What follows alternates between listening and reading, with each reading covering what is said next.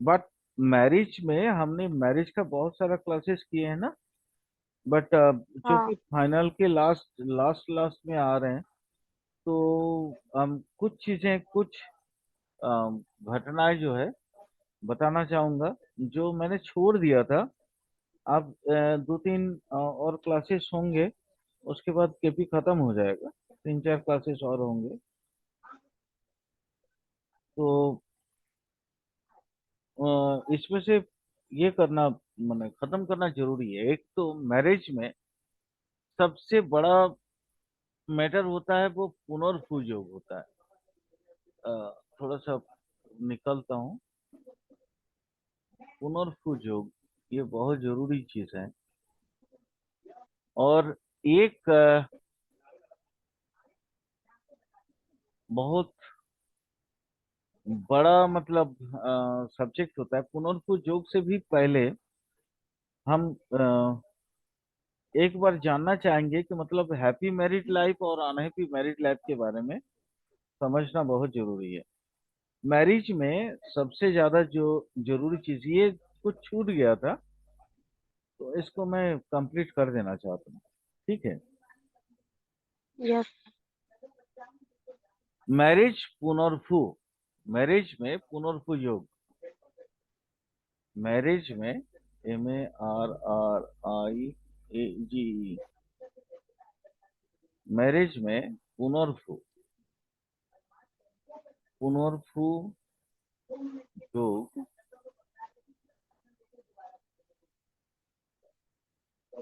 क्या होता है, ये एक चीज हमें सीखना जरूरी पड़ेगा। मैरिज में पुनर्भु योग, ये पुनर्भु योग, देखिए मैरिज में कभी भी पुनर्भु योग अगर आ जाता है, ठीक है, तो इंसान का जो पहला मैरिज होगा वो होते होते नहीं होगा। पुनर्भु योग का मतलब ही होता है ये डिले योग इन मैरिज, डिले। ठीक है। मैरिज में पुनर्भु योग का मतलब होता है ये डिले मैरिज, या आप यूं कह सकते हैं कि फास्ट जो मैरिज होगा वो सब कुछ फाइनल हो जाएगा। मैरिज का डेट फाइनल हो जाएगा, आपका लॉज बुकिंग हो जाएगा, सब चीज हो जाएगा, उसके बाद भी मैरिज नहीं होगा। क्लियर? Yes sir. वो पुनर्भु योग वास्तव में है क्या? ये पुनर्भु योग है क्या, ये जानना बहुत जरूरी है। नहीं तो फिर आप जान नहीं सकते हैं कि पुनर्भु योग के क्यों बोल रहे हैं। एक्चुअली रूल ये है कि सेटर्न मतलब शनि, सेटर्न मतलब शनि, शनि अगर किसी भी तरीके से, अगर किसी भी तरीके से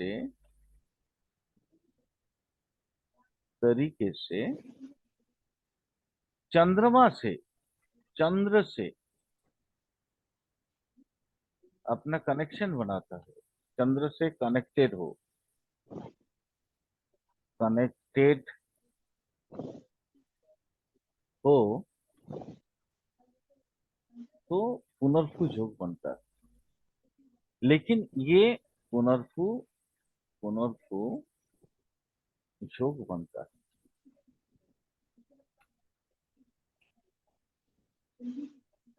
ठीक है। ये कनेक्शन किस तरह से आएगा? पुनर्भु, अगर मैं इसको इन इंग्लिश में अगर बोलूं तो whenever Saturn has got any connection with moon, there will be some obstacle। कुछ ना कुछ बाधाएं उत्पन्न हो, किसी भी तरीके से।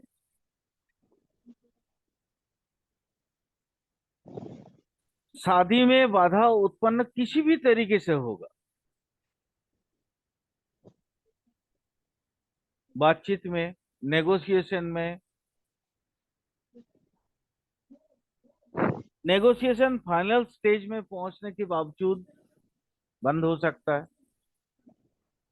शादी फिक्स हो गया हो, डेट फाइनल हो गया हो, उसके बावजूद भी ये पुनर्भू योग के वजह से मैरिज कैंसिल हो सकता है। एक चांस, पहला जो चांस होगा ना, पहला जो चांस होगा, पहला, फर्स्ट चांस, पहला चांस नष्ट होगा ही होगा, नष्ट होगा। पहला चांस नष्ट होगा, 100% होगा। यह है पुनर्भु योग। ये पुनर्भु योग बनता कैसे? Saturn is deposited in the constellations of moon। मतलब सेटर्न अगर मून के, ये पुनर्भु योग है क्या, सबसे पहले वो तो समझ ले। ये यह योग, पुनर्भु योग,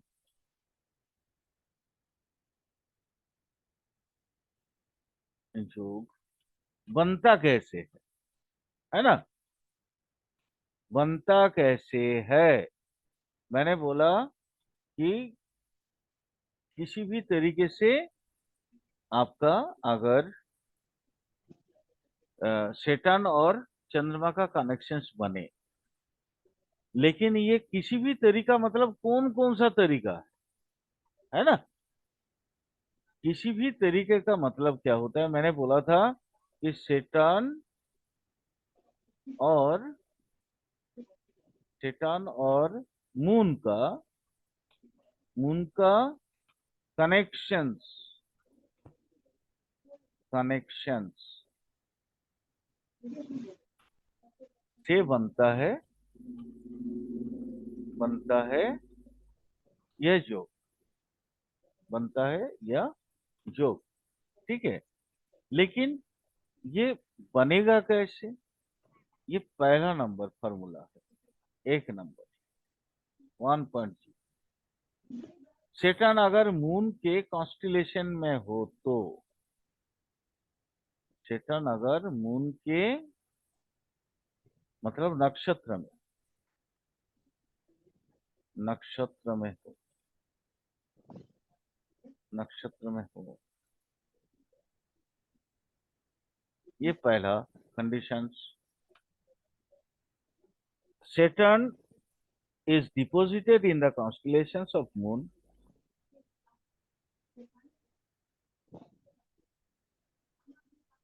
दूसरा क्या होगा? सेटर्न कहाँ पे, अगर मून के साथ में हो, मून के साथ में हो, ठीक है। दूसरा, सेटर्न पहला क्या था? मून, सेटर्न अगर मून के नक्षत्र में हो। दूसरा होगा सेटर्न अगर मून के साथ में हो, ठीक है। तीसरा क्या होगा? तीसरा होगा उल्टा। आप सेटर्न के साथ मून का कनेक्शन स्टार लेवल पे और सब लेवल पे, यही आपको मेनली समझना है। तो आप इसको उलट दीजिए। अगर मून, अगर मून अगर मून अगर मून अगर अगर अगर मून अगर मून सेटर्न के स्टार में आ जाए, नक्षत्र में स्टार में आ जाए तब भी बनेगा। इसके अलावा 3 नंबर, 4 नंबर में क्या आएगा? 4 नंबर में क्या आएगा? सेटर्न, मन अगर जैसे अगर मून सेटर्न के स्टार में आ जाए तो भी होगा। माने सेटर्न, ये मून, जैसे यहाँ पे बताया था मैंने, सेटर्न अगर मून के नक्षत्र में आ जाए, है ना, नक्षत्र का मतलब ही होता है स्टार। और यहाँ जैसे उल्टा वो वही सेम चीज हम पलट के लिख दिए हैं यहाँ पे। अगर मून सेटर्न के स्टार में आ जाए तो भी वैसा होगा। या अगर अगर मून मून मतलब किसका? सेटर्न का सब में आ जाए, सब में आ जाए तब भी होगा। यानी दोनों चीजें होंगी साथ साथ में, क्या होगा? यहाँ पे बस ये 4 रूल्स चलते हैं, इसके अलावा और भी बहुत सारी चीजें हैं, मैं आपको फिर बताता हूँ। पहला तो ये रूल्स कंफर्म है। कौन सा? सेटर्न अगर मून के नक्षत्र में हो, ठीक है।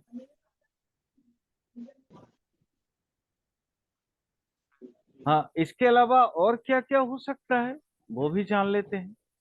ये मेनली यही है।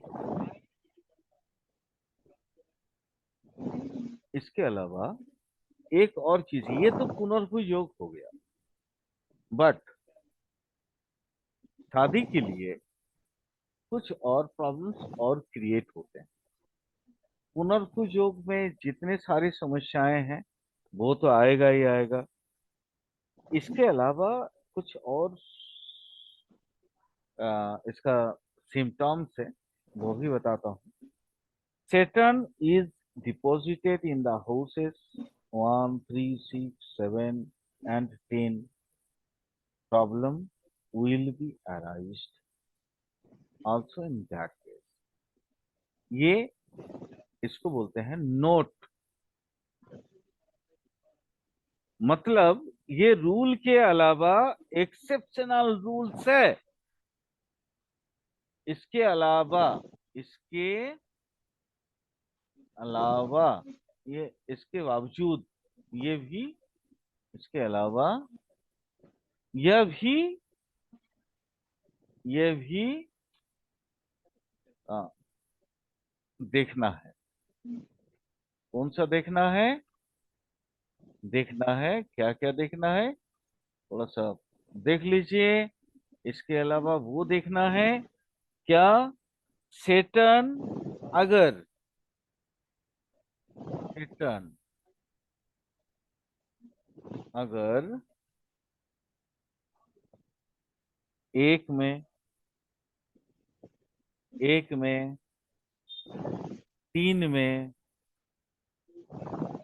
6 में, 7 में और 10 में, 10 में बैठा है, बैठा है तो भी विवाह में, विवाह में विलंब कराएगा, विलंब कराएगा, कराए। ये बहुत इंपॉर्टेंट रूल्स है। देखिएगा, बहुत सारे समय में आपके सामने में ऐसा कुंडली आएगा कि महोदया या महोदय मुझे बताइए कि मेरा उम्र बहुत हो गया, अभी भी मेरा शादी जो है ना हो नहीं पाया है। क्यों नहीं हो पाया? बस ये आप यूं समझ लीजिए, तुरंत आप पुनर्भुज योग देखिए, मतलब सेटर्न और मून का कनेक्शंस देखिए, क्या साब और स्टार में है, साब और स्टार के कनेक्शंस है। अगर नहीं है तो फिर आप इसको देख लीजिए, क्या सेटर्न 1 3 6 7 10 में बैठा है, वो भी चेक कर लीजिए, आपको आपका आंसर मिल जाएगा। आजकल हमारे पास तो कुछ ज्यादा ही क्वेश्चन आने लगे हैं।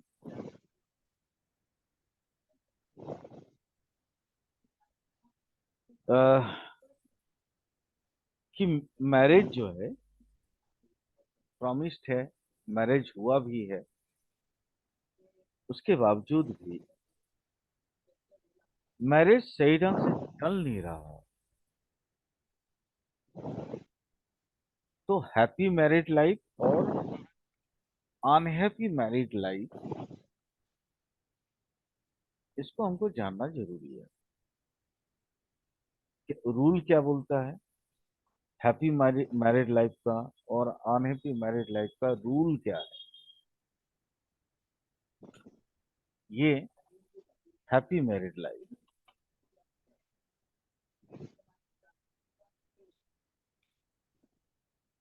स्पेलिंग देखते रहना, मैं फटाफट लिख रहा हूँ, ठीक है? कहीं गलती होगा तो बता देना। हैप्पी मैरिड लाइफ,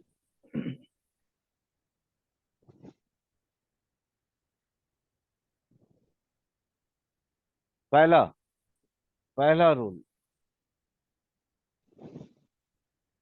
जुपिटर या वेनस, जुपिटर या वेनस। जुपिटर का मतलब बृहस्पति, वेनस का मतलब शुक्र। अगर अगर सेवेंथ कास्ट का सेवेंथ कास्ट का लॉर्ड बना हो, सेवेंथ कास्ट का लॉर्ड बना हो, लॉर्ड बना हो,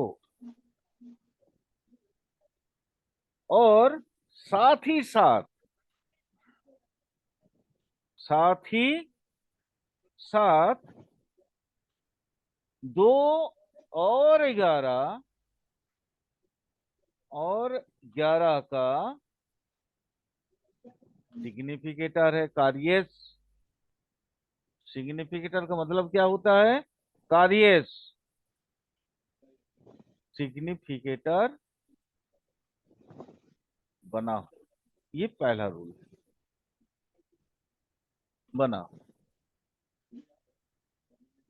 ये हो गया पहला रूल। कुंडली, इसमें एक एग्जाम्पल है, कुंडली लगा हुआ है अभी का, वर्तमान समय का, वो देख लेते हैं। सेवेंथ कास्पल सब लॉर्ड कौन है देखिए, सेवेंथ कास्पल सब लॉर्ड ये है सेवेंथ कास्ट, ये वाला सब लॉर्ड है, ये वाला राहु। कास्ट का लॉर्ड कौन है? मार्स। यानी पहला रूल इसमें लागू नहीं हुआ। यहाँ क्या है? यहाँ कौन सा है? पहला रूल क्या था कि ये वाला ये वाला हिस्सा में कास्प का, सेवेंथ कास्प का लॉर्ड वेनस या जुपिटर होना चाहिए था। जैसे यहाँ देखिए, सिक्स कास्प का लॉर्ड है जुपिटर, है ना। ये देखिए, जुपिटर है ना, वो सेवेंथ कास्प का हो जाता तो फिर पहला अपना रूल कंप्लीट हो जाता। दूसरा रूल क्या है? ये पहला रूल था, पहला rule, number one. Number two कौन सा है? 2 नंबर, मार्करी मून और सन being the significator of seven, receiving beneficial aspect from 11th house significator। बुध ग्रह, बुध, मून मतलब चंद्रमा,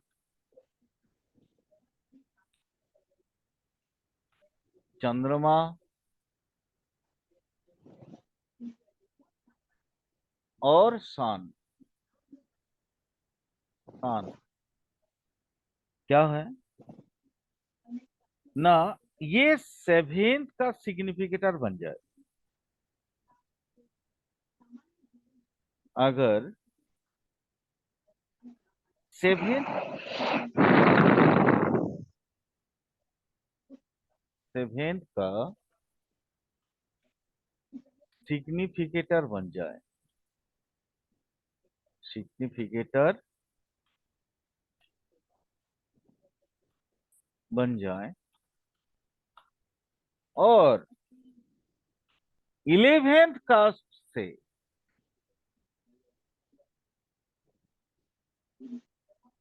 और 11th कास्ट से बेनिफिट,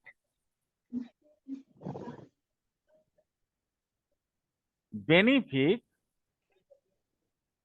एस्पेक्ट मिले, मिले, ये है शादी, हैप्पी मैरिड लाइफ होगा। अब ये 11th का कैसे देखोगे वो बताता हूं। यहाँ चार्ट में चले गए, अब यहाँ गए हम, एस्पेक्ट गए, एस्पेक्ट प्लैनेट टू कास्ट। अपने को क्या चाहिए? मार्करी मून और सन।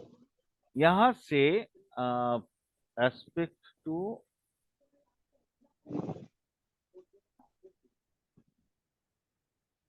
Aspect natal planet first. अच्छा, इसी में देख लेते हैं। मार्स देखिए, एसेंडेंट के साथ गुड रिलेशन है। यहाँ 11th में जाइए तो उल्टा है ना। ये एस्पेक्ट देखना, ये वाला। तो अपने को क्या चाहिए? मार्करी मून और सन। 11th हाउस का कोई भी सिग्निफिकेटर होगा, 11th हाउस का, जैसे इसमें अपने को 11th हाउस का क्या सिग्निफिकेटर हमने यहाँ लिखा या नहीं लिखा, थोड़ा देख लेता हूँ। आ जाओ भाई, एस्पेक्ट, हाँ 11th कास्ट के, कास्ट ओ, यहाँ पे थोड़ा सा गलती हो गया। 11th कास्ट के सिग्निफिकेटर से, सिग्निफिकेटर से, फिकेटर से बेनिफिट एस्पेक्ट मिले। देखिए, अब यहाँ देखिए 11th कास्ट का सिग्निफिकेटर कौन कौन है। 11th कास्ट दिख रहा है ना, यहाँ पे कर्सर दिख रहा है। 11th कास्ट का देखिए सिग्निफिकेटर है सान, ठीक है। अब सान के साथ मार्करी मून और सान की सिग्निफिकेंस कैसा है वो देखिए। सान कास्ट लॉर्ड 11th है। ये हाँ, ये ऑलरेडी 11th का सिग्निफिकेटर है। यानी ये जो कुंडली अभी जो टाइम चार्ट निकला है, ये इसका शादी अच्छा होगा, हेल्दी मैरिड लाइफ।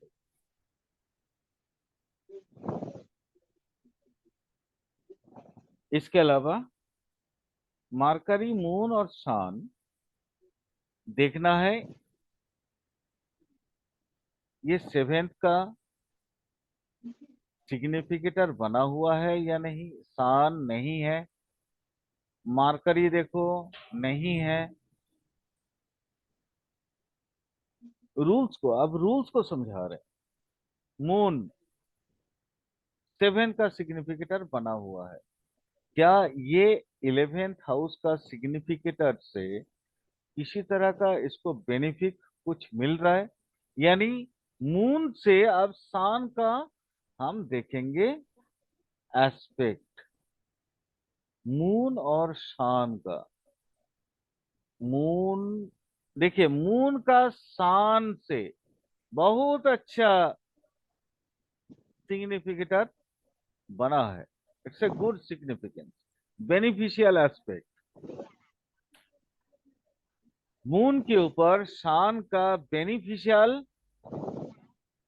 एस्पेक्ट है, दैट कॉल थेडिसाइल एस्पेक्ट। यानी इसका, ये जो कुंडली है, इसका शादी में मैरिड लाइफ जो है अच्छा है। It's a good married life. समझ में आ गया दूसरा रूल। तीसरा रूल,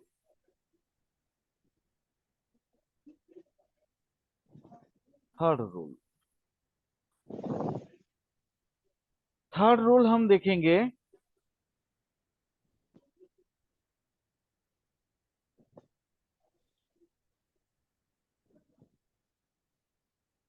लुमिनारीज कोई ग्रह है, लुमिनारीज कोई ग्रह है। लुमिनारीज ग्रह कौन सा है? सन और मून। लिख देता हूं थोड़ा सा ताकि आपको आप लोगों को याद रहे। लुमिनारिश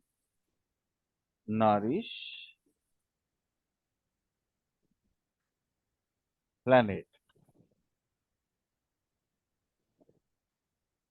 लुमिनारिश प्लैनेट अगर 7th में हो, 7th में हो और जुपिटर या वेनस से, और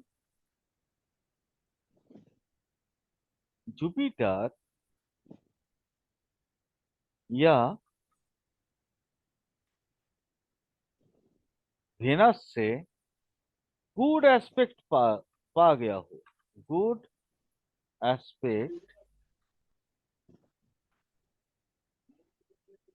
पा लिया हो, गुड एस्पेक्ट पा लिया हो,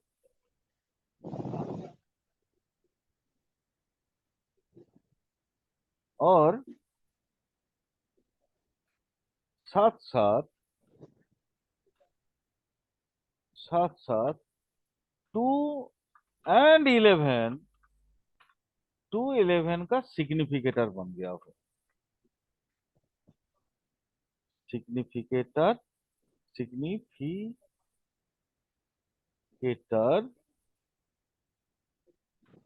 बन गया हो,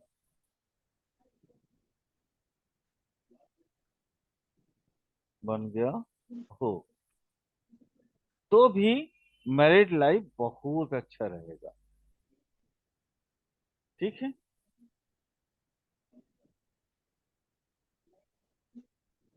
ये बहुत ही अच्छा मतलब माना जाता है इसको। चौथा,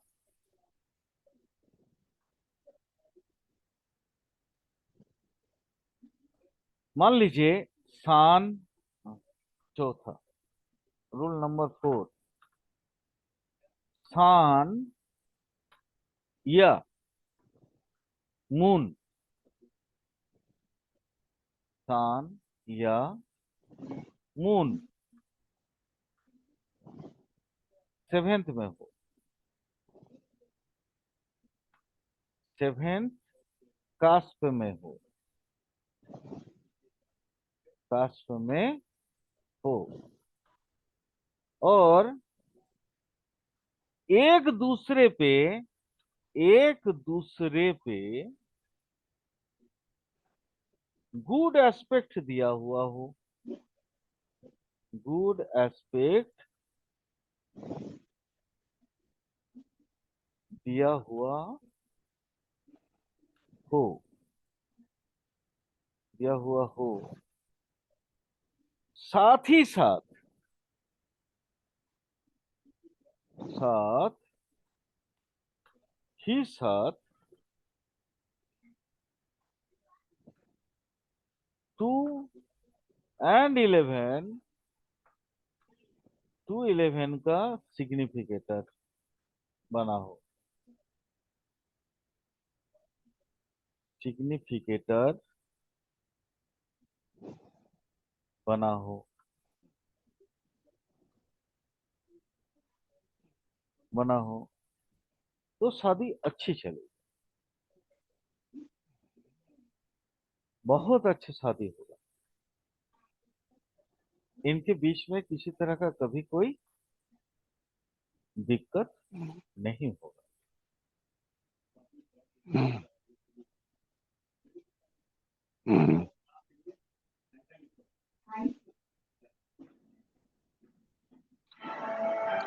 हाँ, हो गए। ए मम्मी, वो कहाँ हो गई?